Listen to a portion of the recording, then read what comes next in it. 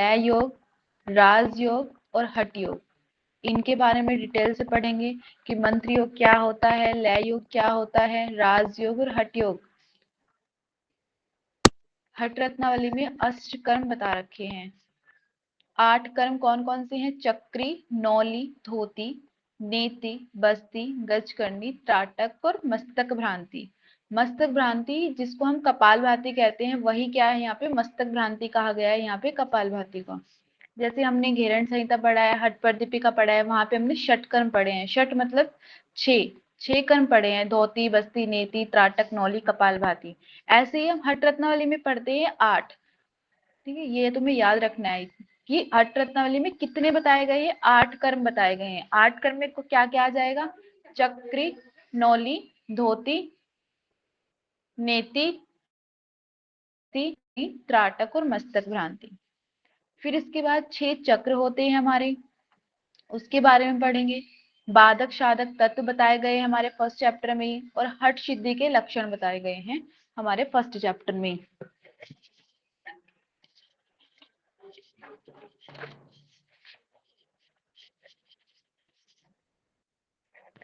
ठीक है, ये सब चीज तुम्हें याद रखनी है कि फर्स्ट चैप्टर में क्या क्या है हमारे। महायोग है, अष्टकर्म है, 6 चक्र हैं, साधक बाधक तत्व हैं, हठ सिद्धि के लक्षण। क्लियर है? ये भी पूछ लिया जाता है कि फर्स्ट चैप्टर में, सॉरी, बाधक साधक तत्व बताओ कौन से चैप्टर में आते हैं, फर्स्ट में, सेकंड में, थर्ड में, फोर्थ में।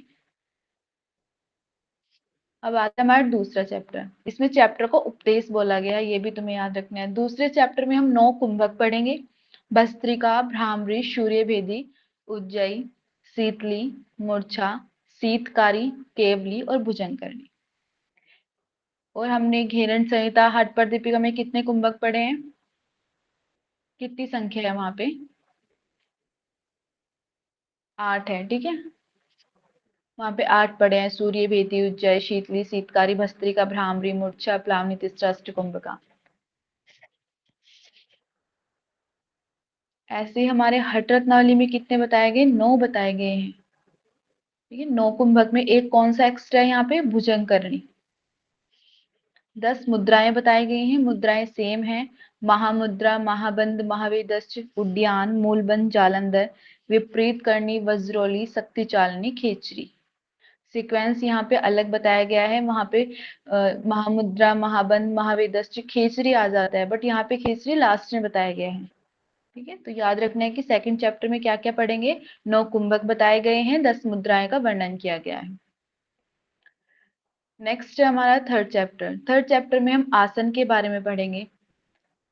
और लास्ट है हमारा चतुर्थ उपदेश, फोर्थ चैप्टर। इसमें हम नादानुसंधान, समाधि और मोक्ष के बारे में पढ़ेंगे। क्लियर है इतना? आगे रचनाकार कौन हुए? हमारे श्रीनिवास भट्ट। जो हमारे श्रीनिवास भट्ट योगी हैं, वो इनके जो पिता हैं वो श्री सरवर, मतलब ये सरवर जी के पुत्र थे, श्रीनिवास भट्ट। जो हमारा हठ रत्नावली है और हठ पर दीपिका है, दोनों काफी सिमिलर टेक्स्ट हैं दोनों। ये चीज याद रखनी है कि जो हमारा हठ रत्नावली है वो किसके सिमिलर है, किससे मिलता जुलता है। 173 जो हमारे श्लोक हैं हठ पर दीपिका के, वो सेम है हठ रत्नावली में। तो देखो कितना सिमिलर है कि 173 श्लोक पूरे हठ पर दीपिका के हठ रत्नावली में है। जो हमारा हठ रत्नावली भी स्टार्ट होता है, वो सबसे पहले भगवान शिव को उसमें नमस्कार किया जाता है। और उद्देश्य क्या है हठ रत्नावली का? राजयोग की प्राप्ति। सेम हठ प्रदीपिका का उद्देश्य क्या बताया गया है? राजयोग की प्राप्ति। फर्स्ट चैप्टर में हमारे महायोग के प्रकार बताए गए हैं। महायोग के प्रकार में क्या क्या चीजें आ जाएंगी? मंत्र योग। मैम हाँ जी। मैम जैसे वो हठ प्रदीप का भगवान शिव ने माता पार्वती को बताया था, इसमें भी यही है? नहीं सर, इसमें जो श्रीनिवास भट्ट योगी है ना, वही जी। इसमें वर्णन कर रहे हैं। इसमें माता पार्वती और शिव का ऐसा कुछ वर्णन नहीं है। ठीक अच्छा। है, श्रीनिवास भट्ट योगी ने लिखी है बस ये। जी मैम। हम्म।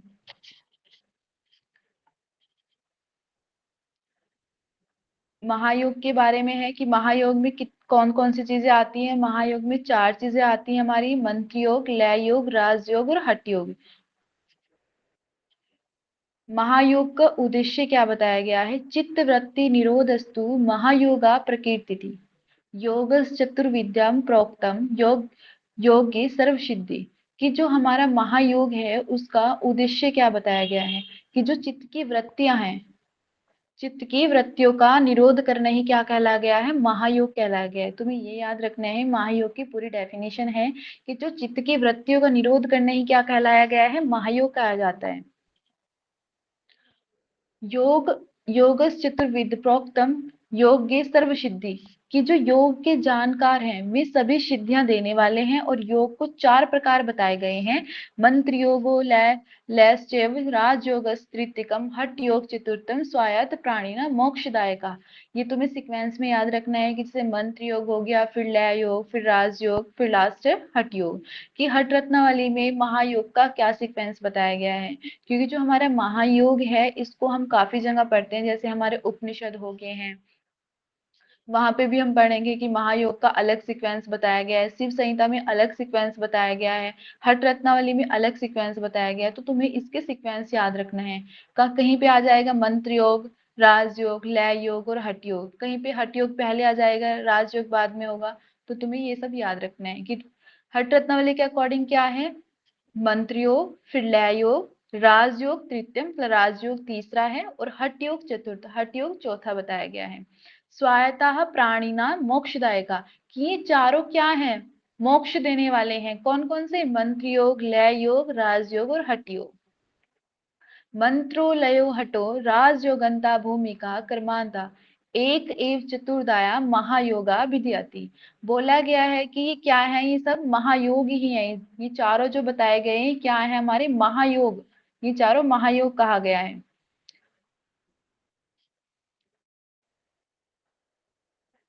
हिंदी में देख लेते हैं क्या लिखा है।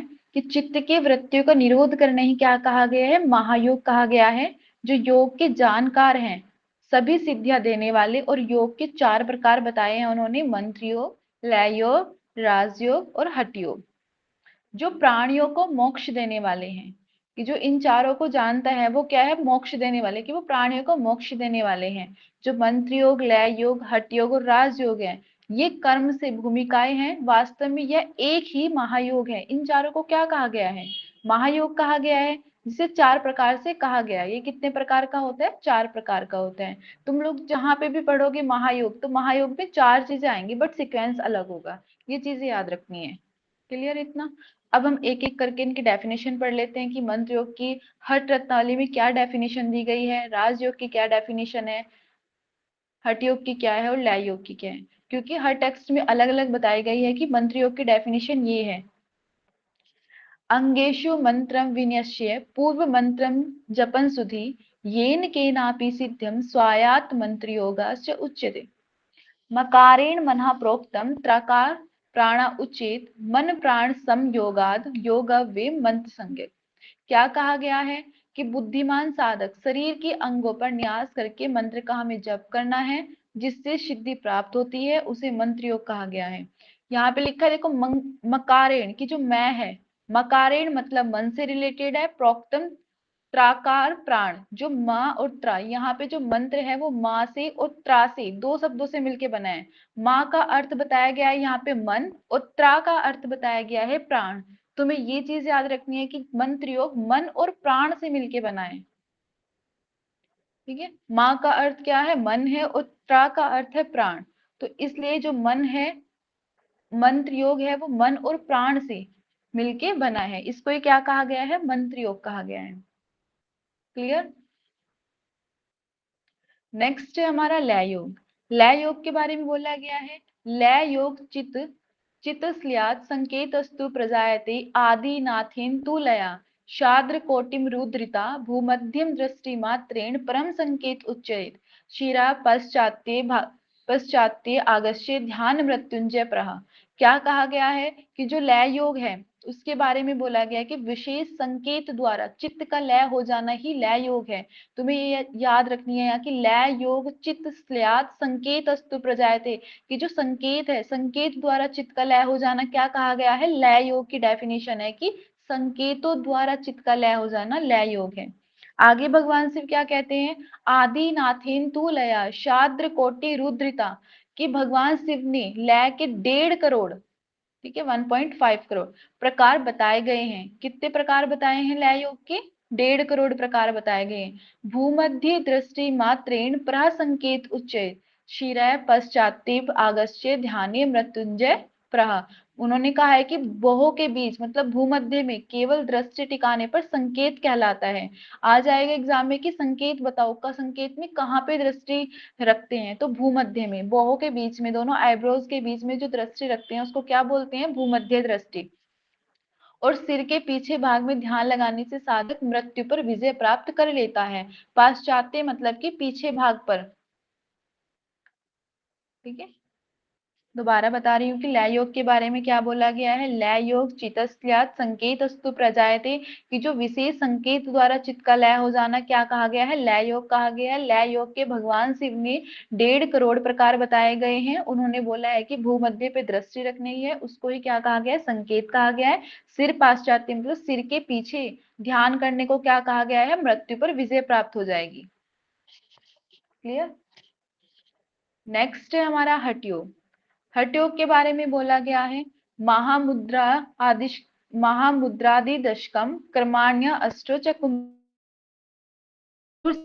बाहिर चेत हट अभ्याम अभ्यास काले प्रथमे सस्तम श्री आदि भोजनम ततो अभ्यास दृढ़ीभूते न ता अवनि नियम ग्रह। क्या कहा गया है, महामुद्रा दशकम की महामुद्रा आदि की जो महामुद्राएं बताई गई है, मुद्राएं बताई गई है हठ योग में, वो कितनी है, 10 मुद्राएं बताई गई हैं।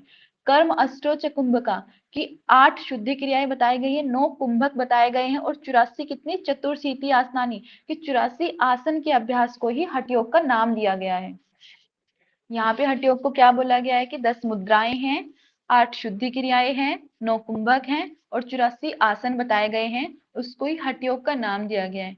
अभ्यास के शुरुआत में दूध और घी से युक्त शीर आदि, या बोले शीर आदि, कि शीर मतलब दूध, दूध आदि से बनी चीजों का सेवन करना है। ततो अभ्यास दृढ़ीभूत, जब अभ्यास दृढ़ हो जाएगा उसके बाद क्या करना है, तत्व तब नियम ग्रह, कि कोई उस टाइम पे जब हमें हमारा अभ्यास दृढ़ हो जाएगा उसके बाद कोई भी नियम का ऐसा पालन जरूरी नहीं बताया गया है।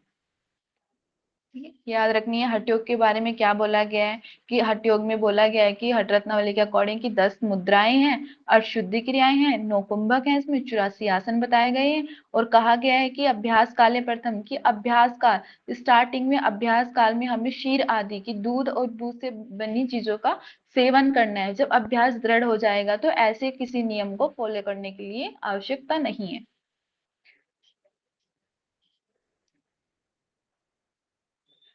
उसके बाद जो हमारी 8 सिद्धियां शुद्धि में क्रियाएं बताई गई हैं, जैसे हमारे हठ योग के अंदर बताई गई ना, 10 मुद्राएं हैं, 8 शुद्धि क्रियाएं हैं, 9 कुंभक हैं।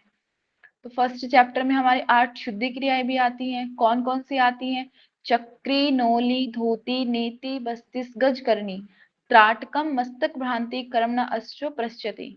तुम्हें ये याद रखना है कि मैम सीक्वेंसेस को, आवाज लाइन को नहीं आ याद रही है। रखना। हेलो, आवाज नहीं आ रही,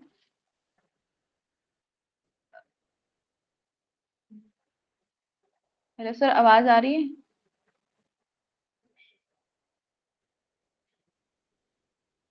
आ रही है मैम। ओके, एक बार चेक कर लिया करो। देखो 8 शुद्धि क्रियाएं कौन कौन सी हैं, चक्री नौली धोती नेति बस्तिस च गज करनी त्राटकम मस्तक भ्रांति कर्म न अश्व प्रश्यति। इसको तुम्हें लाइन वाइज ही याद रखना है, सीक्वेंस से याद रखना है कि पहली चक्री है, फिर नौली, फिर धोती, नेति, बस्ती, गज करनी, त्राटक मस्तक भ्रांति। मस्तक भ्रांति को ही क्या कहा गया है, कपाल भाती कहा गया है। एक बार ये वाला क्वेश्चन आया हुआ है एग्जाम में कि कपाल भाती को, कपाल भाती को हठ रत्नावली के अकॉर्डिंग क्या कहा गया है, क्या कहा गया है, मस्तक भ्रांति। ठीक है, ये याद रखना है तुम्हें कि हठ रत्नावली के अकॉर्डिंग कितने बताए गए हैं शुद्धि क्रिया, कितने अष्ट कर्म है, 8 हैं। 8 में कौन कौन से हो जाएंगे, चक्री नौली धोती नेति बस्ती गज करनी त्राटक और मस्तक भ्रांति। योग शास्त्रों में इन 8 क्रियाओं को क्या कहा गया है? अष्टकर्म कहा गया है। अब एक एक करके पढ़ लेते हैं कि चक्री क्या होता है, नौली क्या होता है, धोती क्या होता है। ठीक है। पायु नाली प्रसायर अर्ध अंगुलीम भ्रामदभि यावद गुदम विकासम स्वाय चक्री कर्म निगते मूल व्याधि गुल्म रोगो नश्यत्र महोदय मल शुद्ध युद्ध मल शुद्ध उद्दीपन च जायते चक्री कर्मणा। क्या कहा गया है चक्री के बारे में? कि गुदा मार्ग जो हमारा रेक्टम होता है उसमें आधी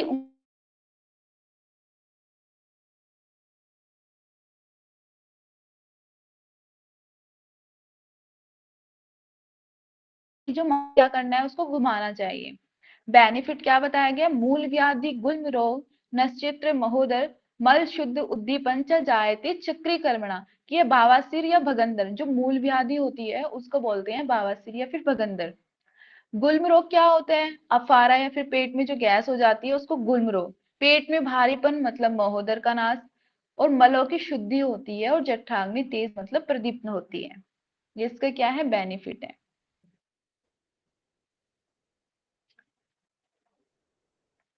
याद रखना है कि तुम्हें जो चक्री कर्म बताया गया है वो कैसे बताया गया है, कैसे करना है। वायु नाले प्रसारी अर्ध उंगली की कितनी उंगली डालनी है? आधी उंगली डालनी है।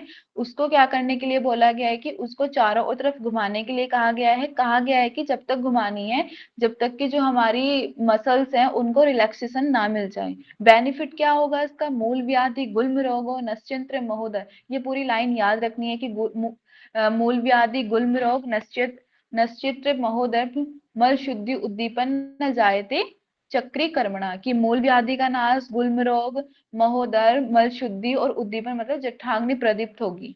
किससे? चक्री कर्म से। क्लियर है? फर्स्ट हमने पढ़ लिया चक्री क्या होते हैं। चक्री के बाद आता है नौली कर्म। नौली में बताया गया है जो नौली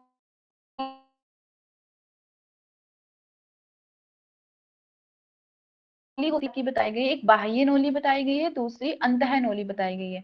बाह्य नौली कैसे करते हैं?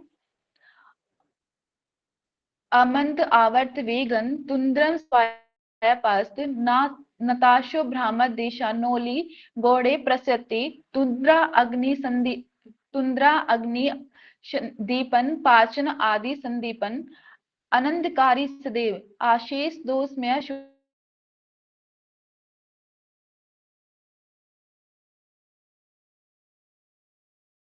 कि कंधों को थोड़ा आगे की ओर झुकाना है और तीव्र भ्रमर की तरफ दाएं बाएं फिर बाएं दाएं जैसे नौली करते हो ना, नौली क्रिया करते हैं लेफ्ट राइट। ठीक है, ऐसे करना है left right right left.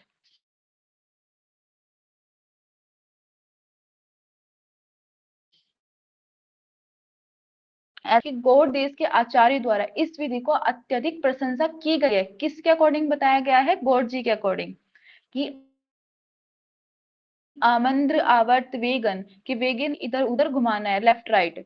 तुंद्रम Sawaya अपस व्यक्तम नताशों ब्राह्मण देशा नोली गौड़े प्रशस्ते किसके अकॉर्डिंग बताया गया है? गौड़ जी के अकॉर्डिंग।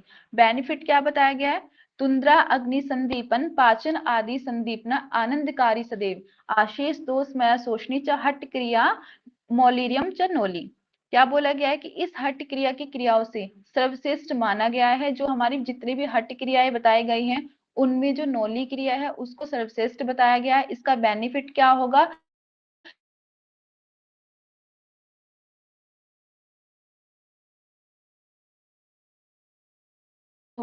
और संदीपन आनंदकारी की सदैव क्या है? आनंद देने वाली है।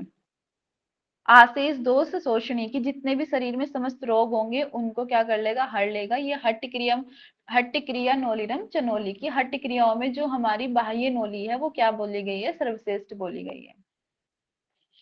क्लियर है? कि हट्ट क्रियाओं में सर्वश्रेष्ठ किसको कहा गया है? नौली क्रिया को कहा गया है। नौली को हाँ जी।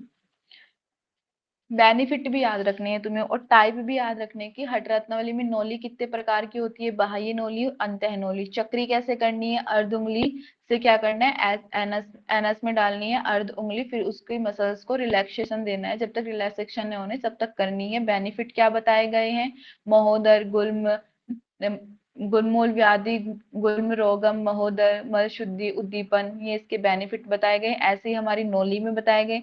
नोली दो प्रकार की होती है, बाह्य नोली और अंतः नोली। बाह्य नोली कैसे करने के लिए बोली गई है, जैसे कंधों को थोड़ा आगे झुकाना है और लेफ्ट राइट अपने पेट को घुमाना है। किसके अकॉर्डिंग बताई गई है, गॉड जी के अकॉर्डिंग बताई गई है। उन्होंने बेनिफिट बताया है कि बेनिफिट क्या होगा, तुंद्र अग्नि संदीपन की, जब तक तुम्हारी अग्नि जो पाचन करने की पाचन की क्षमता है वो बढ़ जाएगी इससे। और ये क्या है, आनंदकारी, सदैव आनंद देने वाली है और शरीर के जो समस्त रोग हैं उनके दुखों को नाश करती है। नेक्स्ट है हमारी अंतःनोली। एक हमारी बाह्य है, दूसरी अंतःनोली है। अंतःनोली में बोला गया, ईड्या वर्त वेगेन तथा पिंगलिया पुनः उभ अभ्याम भ्राम्यश्चैव हंतारम कीर्तितम मया, कि ईड़ा ईड़ा और पिंगला नाड़ियों के आंतरिक वेग के माध्यम से पेट के भीतर के अंग की भांति तेज घुमाना चाहिए। ईड़ा और पिंगला नाड़ियों के आंतरिक वेग के माध्यम से, यहाँ पे लिखा है ना, ईड़ा वेत वेगेन तथा पिंगलम पुनः, की ईड़ा और पिंगला के माध्यम से भ्रमर ये चेव की भ्रमर की भांति क्या करना है, अपने पेट को तेजी से घुमाना है। वो कौन सी नोली हो जाएगी, अंतः नोली हो जाएगी। अंतः नोली का ऐसा कुछ बेनिफिट नहीं बताया गया है। नेक्स्ट है इसमें चक्री हो गया हमारा। चक्री के बाद क्या हो गया हमारा, नोली हो गया। नोली दो प्रकार का है, एक बाह्य नोली, दूसरा अंतः नोली। तीसरी चीज आती है इसमें धोती।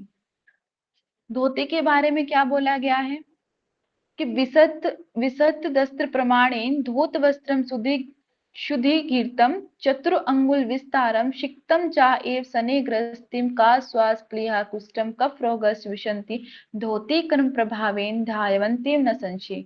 क्या कहा गया है धोती के लिए कि 20 हाथ लंबा, कितना, 20 हाथ लंबा, लगभग 20 हाथ में हो जाएगा 30 फुट, और 4 अंगुल चौड़ा।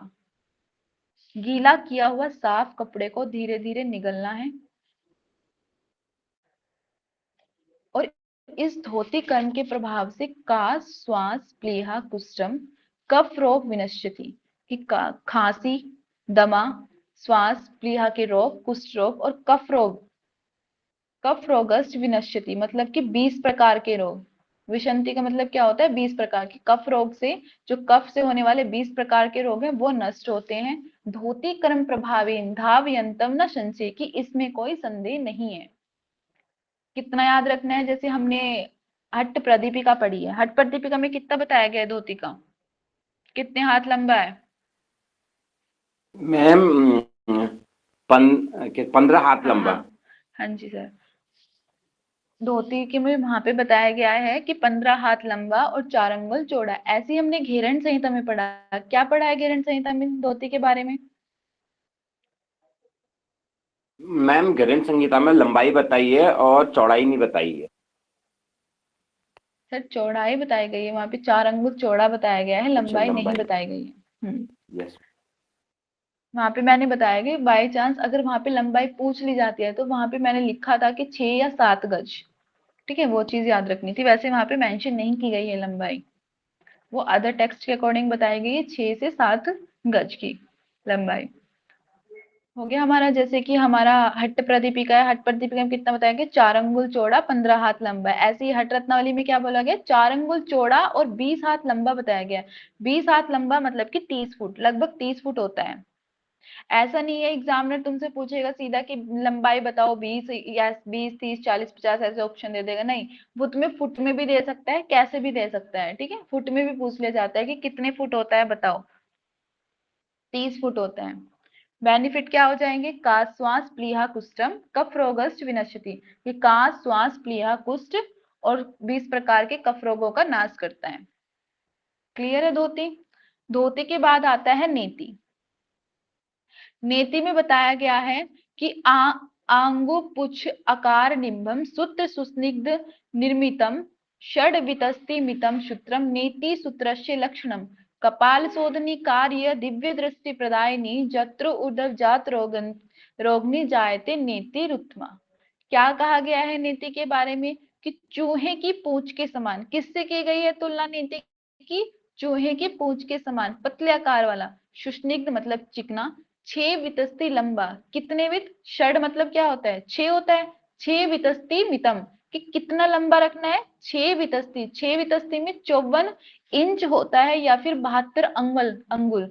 धागा लेकर उसे नाक से माध्यम से डालना है, मुंह से बाहर निकालना है। ठीक है, ये तो पता ही है कि नेति क्रिया कैसे करते हैं, कैसे कि कौन सी नेति के बारे में कहा गया है यहाँ पे। शुष्निग्ध मतलब चिकना होना चाहिए। सूत्र नेति की बात की गई है। कैसी उसकी तुलना किससे की गई? चूहे की पूंछ के समान। जैसे चूहे की पूंछ होती है, ऐसे ही किसकी तुलना की गई है? नेति की तुलना की गई है चूहे की पूंछ के समान।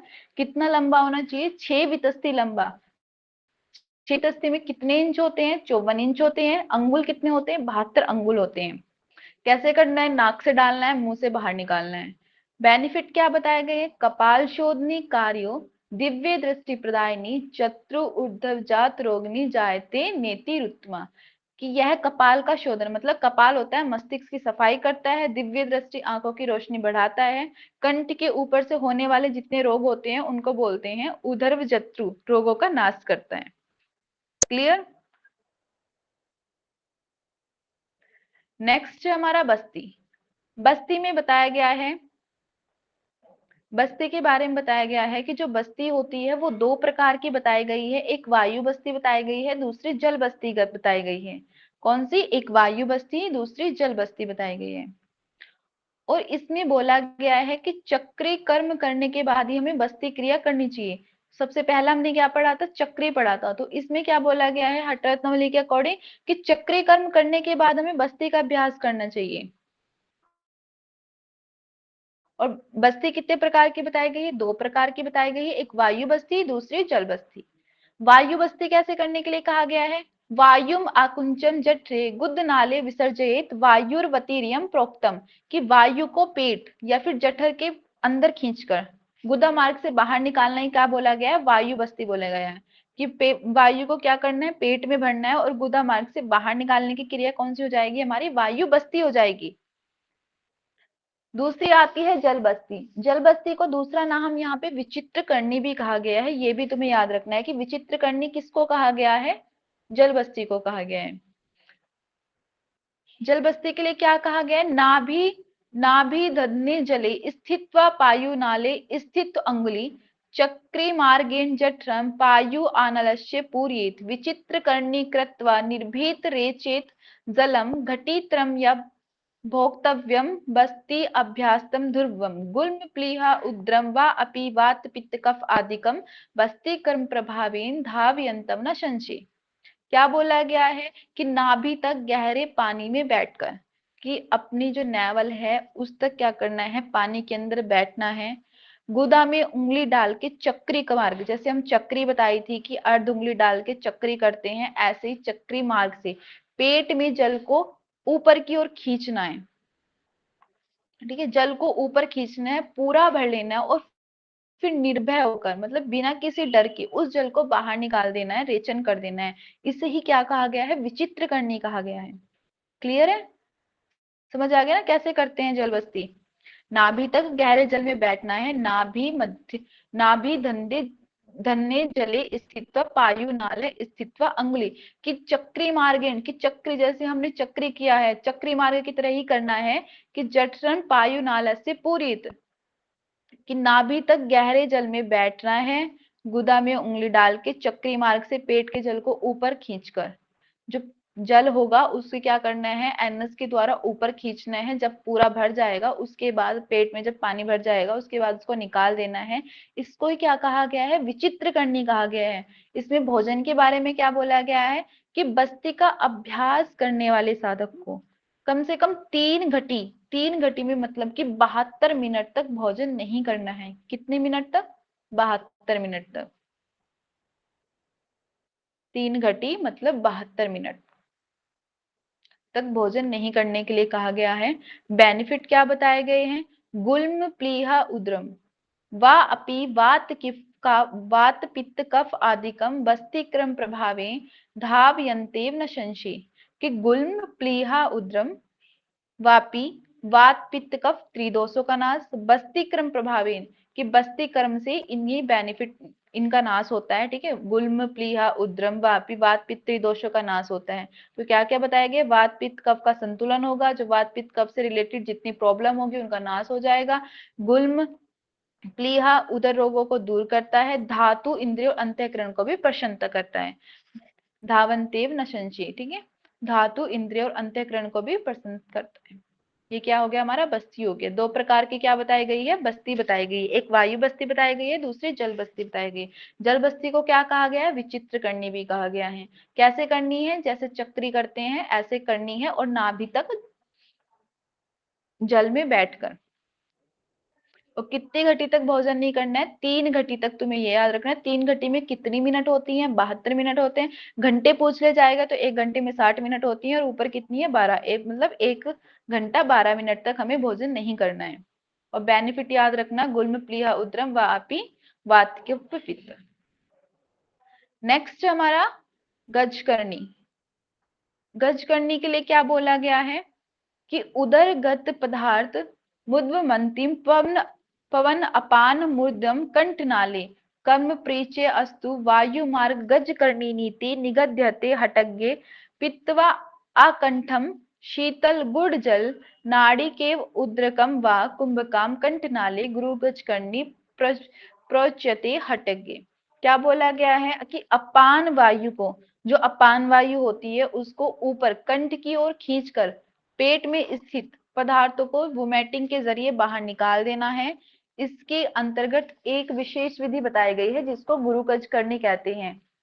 कैसे करनी है, जिससे कंठ तक तिल गुड़ या फिर पानी का नारियल, मतलब पानी या फिर नारियल का पानी पीकर उसे वापस निकाल देना है। किस किस से बोला गया है, गुरुवच करनी में बोला गया है कि पित्वा कंठम तिल गुड़ जलम नाली के रोदकम व कुंभकाने कंठ नाले गुरु करनी प्रोचितम अयम हटग्य, कि पित्वा कंठम तिल तिल गुड़ और जल। तुम्हें ये तीनों चीजें याद रखनी है, ये आ जाता है एग्जाम में कि गुरु कच करनी किस किस से करने के लिए बोली गई है। कि तिल से बोली गई है, गुड़ से, या फिर जल मतलब पानी से, या नारियल का पानी पीकर उसे क्या करना है, वापस निकाल देना है। ये क्या है, हमारी गुरु गज करने की विधि बताई गई है। जिस प्रकार हाथियों में राज हाथी सबसे मुख्य और श्रेष्ठ होता है, उसी प्रकार हठ योग के तंत्रों में गज करने का मुख्य स्थान बताया गया है। किससे की गई है, जैसे हाथी सर्वश्रेष्ठ होता है, राज हाथी मुख्य श्रेष्ठ होता है, इसलिए क्या बताया गया, गज गज मतलब क्या होता है, हाथी होता है ना, तो हाथी की तुलना किससे की गई है, गजकर्णी से की गई है। ऐसे करके इसको याद रख लेना। इसके बाद आता है त्राटक। त्राटक कैसे करने के लिए बोला गया है, निरक्षय निश्चिल दृश्य सूक्ष्म लक्ष्यम समाहितम अश्रु समापात प्रयतन अमाचार्य त्राटकम स्मृतकम स्फोटकम नेत्र रोगाणम तंद्रादीनाम कपाटकम प्रयतन त्राटकम गोप्यम तथा रत्न शुपेटकम। एकाग्रचित होकर किसी लक्ष्य को जब तक देखना है जब तक कि आंखों से आंसू ना आ जाए। सेम हमने हट पर दीपिका भी यही पढ़ा है। यह आंखों के समस्त रोगों को नष्ट करता है। तंद्रा अत्यधिक मतलब जो आलस्य वाली, तंद्रा किसको बोलते हैं, जो आलस्य होता है, लिथार्जिक सी हो जाती है, तो उसको क्या बोलते हैं, तंद्रा के द्वार को बंद कर देता है। बेनिफिट क्या बताए गए हैं इसके ये, और इसके लिए बोला गया है कि इसको गुप्त रखना है। और किसके समान बताया गया है, जैसे हमने हट पर दीपिका में क्या पढ़ा था, हाट पेटकम, और यहाँ पे रतन पेटकम, रतनशु पेटकम, और वहां पे हाट पेटकम मतलब सोने की पेटी के समान त्राटक को क्या बोला गया है, गुप्त रखने के लिए बोला गया। और यहाँ पे हाट पेटकम की गोप्य मतलब कि गुप्त रखना है। प्रयतन त्राटकम गोप्यम तथा यथा रत्न सुपेटकम की रतन की पेटी के समान त्राटक को गुप्त रखने के लिए कहा गया है। नेक्स्ट है हमारा मस्तक भ्रांति। मस्तक भ्रांति या फिर कपाल भाती। भस्त्रावल्लालो कारणम रेचपूर सुसभ्युम कपाल भस्त्री विख्याता शव रोग विशोषणी कपालम भ्रामेत सव्यम सव्यम तु वेगताम रेच पूरक योगेन कपाल भस्त्री रुचेत कफ दोष निहन्ति पित्त दोष जल उद्भवम कपाल शोधनम आपी ब्रह्म चक्र विशुद्ध्यति। भस्त्रावल्लालो कारणम, ये याद रखना है कि मस्तक भ्रांति के लिए क्या वर्ड आया है, भस्त्रीवल्ला लोह कारण है, कि जैसे लोहार की थोकनी, इनहेल एक्सेल जब बहुत फास्ट फास्ट करते हैं तो ऐसी आवाज आती है जैसे लोहार की थोकनी, तो उसी से इसकी तुलना की गई है। कपालभाति में क्या करते हैं, फास्ट इनहेल एक्सेल करते हैं, तो वही यहाँ पे बताया गया है कि लोहार की थोकनी के समान तीव्र वेग के साथ रेचक पूरक करना है, और इसके साथ ही अपने कपाल मतलब सिर या फिर मस्तक को बाएं दाएं वेग पूर्वक घुमाना है। यहाँ पे लिखे कपालम भ्राम्य ये सव्यम, सव्यम तो वेगत मतलब कि वेगत मतलब कि वेग पूर्वक घुमाना है, किसको, कपाल को, मतलब लेफ्ट दाएं बाएं घुमाना है। और इसको ही क्या बोला गया है, कपाल भस्त्री नाम दिया गया है। यहाँ पे लिखा है ना कपाल, जिसको हम कपाल भाती कहते हैं, या यहाँ पे क्या बोला गया, कपाल भस्त्री या फिर मस्तक भ्रांति। बेनिफिट क्या बताया गया है, कफ दोषनम निहंते पित्त दोषनम जलोद्र भवम कपाल शोधनम चा अपि ब्रह्म चक्रम विशुद्ध्यति, कि सभी जो शरीर के सभी रोग हैं उनको नष्ट करता है, सर्व रोग विशोषणी, कफ दोष पित्त दोष और जल से उत्पन्न रोगों को नाश करता है, कपाल का शोधन करता है और ब्रह्म चक्र को पूरी तरह शुद्ध कर देता है। ठीक है, कौन से चक्र को, ब्रह्म चक्र को, ये भी इसमें याद रखना है। ये हमारे यहाँ पे पूरे जो हमारे अष्टकर्म है वो हमने सारे पढ़ लिए हैं। यहाँ तक किसी को भी कोई डाउट हो तो बताओ, इससे आगे थोड़ा कल पढ़ेंगे। यहाँ तक कोई डाउट है, एक बार दोबारा बता देती हूँ हमने आज की क्लास में क्या क्या पढ़ा। देखो, हमने हट रत्नावली में पढ़ा कि हट रत्नावली के लेखक कौन है, स्वात्माराम जी, सॉरी श्रीनिवास भट्ट हैं। ठीक है, हट पर दीपिका के कौन है, स्वात्माराम है, और हट रत्नावली के कौन है, श्रीनिवास भट्ट जी हैं। और घेरंड संहिता के कौन है, महर्षि घेरंड है। घेरंड संहिता में किस किस के बीच संवाद है, महर्षि घेरंड और राजा चंड कपाली के बीच। हट पर दीपिका में किसका है, भगवान शिव और पार्वती का। और हट रत्नावली में किसी के बीच संवाद नहीं बताया गया, श्रीनिवास भट्ट योगी इसको लिख रहे हैं। इसमें जो हमारी हट रत्नावली है वो काफी सिमिलर है हमारी हट प्रदीपिका से। जिसने हट प्रदीपिका पढ़ ली ना, उसका आधे से ज्यादा हट रत्नावली कवर हो जाएगा, उसको बहुत कम पढ़ना पड़ेगा इसमें, 25% बस। हमने इसमें पढ़ा कि फर्स्ट चैप्टर में क्या क्या बताया